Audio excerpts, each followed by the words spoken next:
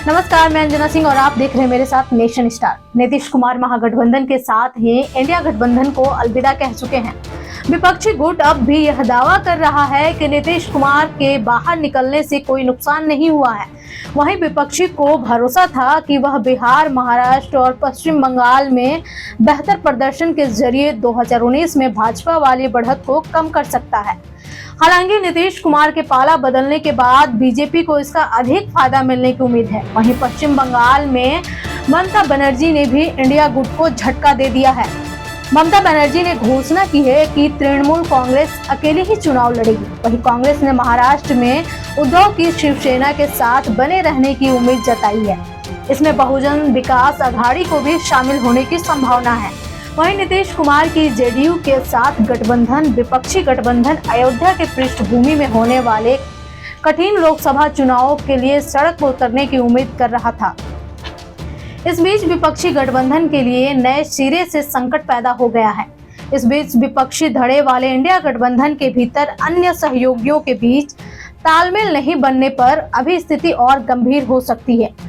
वहीं कांग्रेस नीतीश पर वार करते हुए गिरगिट और गद्दार तक कह डाला। कांग्रेस के राष्ट्रीय अध्यक्ष मल्लिकार्जुन खड़गे ने कहा कि राजद सुप्रीमो लालू प्रसाद ने अविश्वसनीय कुमार के भाजपा के पाले में जाने के बारे में जानकारी दी थी।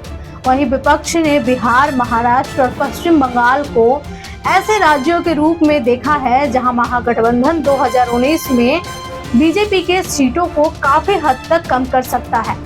नीतीश के जाने से बीजेपी को फायदा मिलना तय माना जा रहा है। पर्यवेक्षकों ने एक पैटर्न का अनुमान लगाया है कि बीजेपी ने अपने पुराने सहयोगियों को वापस लाना शुरू कर दिया है। वहीं कांग्रेस के वरिष्ठ सूत्रों के महाराष्ट्र में शिवसेना के साथ बने रहने पर विश्वास व्यक्त करके चिंताओं को कम कर दिया है। एक वरिष्ठ नेता ने कहा कि 48 में से 37 सीटों पर फैसला हो चुका है। मुंबई और मराठवाड़ा में कुछ सीटों पर फैसला होना अभी बाकी है।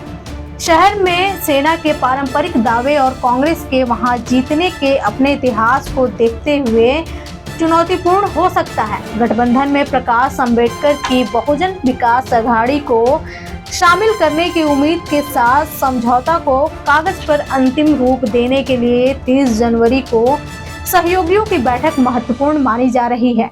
वहीं कांग्रेस की मुख्य चिंता पश्चिम बंगाल है। यहां कांग्रेस अपने पुराने सहयोगी वाम गुट को छोड़कर तृणमूल कांग्रेस के लिए तैयार है, लेकिन बाद में उसने अब अकेले चुनाव लड़ने की घोषणा की है। वहीं कांग्रेस नेताओं ने भरोसा जताया है कि ममता बनर्जी नरम पड़ सकती हैं। साथ ही स्थानीय इकाइयों की तरफ से पैदा की गई उलझनों के कारण ही सख्त रुख अपना रही हैं। भले ही बंगाल में कांग्रेस और वाम दलों के बीच समझौता है, लेकिन इच्छा के बावजूद सहयोगी दल बदलने में कांग्रेस की विफलता बिहार में पुनर्गठन की पृष्ठभूमि में एक गंभीर झटका के रूप में सामने आएगी। कांग्रेस इसके परिणामों को भली भांति जानती है। बिहार के झटके को कम करने के लिए सपा प्रमुख अखिलेश यादव ने शनिवार को पटना में हुए हंगामे के साथ ही उत्तर प्रदेश में कांग्रेस के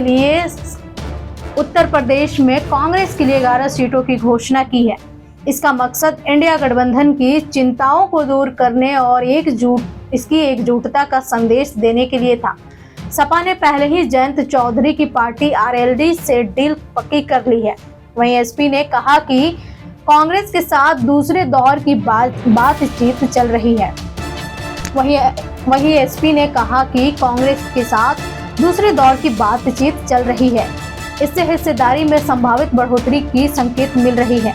कांग्रेस सूत्रों ने कहा कि पूर्व सीएम अशोक गहलोत के नेतृत्व में चर्चा सीटवार है, लेकिन चुनौतियां अभी भी बरकरार है, क्योंकि कहा जा रहा है कि आरएलडी ने ज्यादा सीटें मांगी है। बाकी राज्यों में क्या है इंडिया गठबंधन का हाल, चलिए इसे भी हम आपको बताते हैं। कांग्रेस सूत्रों ने कहा कि झारखंड में 14 में से 13 सीटें फाइनल हो चुकी हैं।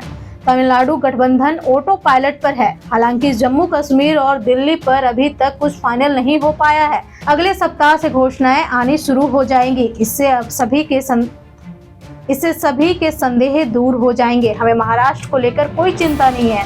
हमें उम्मीद है कि टीएमसी भी हमसे हाथ मिला लेगी। इस बीच विपक्ष मोदी सरकार की विफलताओं, जाति जनगणना और स्थानीय मुद्दों पर बिना समय बर्बाद किए ठोस रणनीति विकसित करना शुरू कर देगी।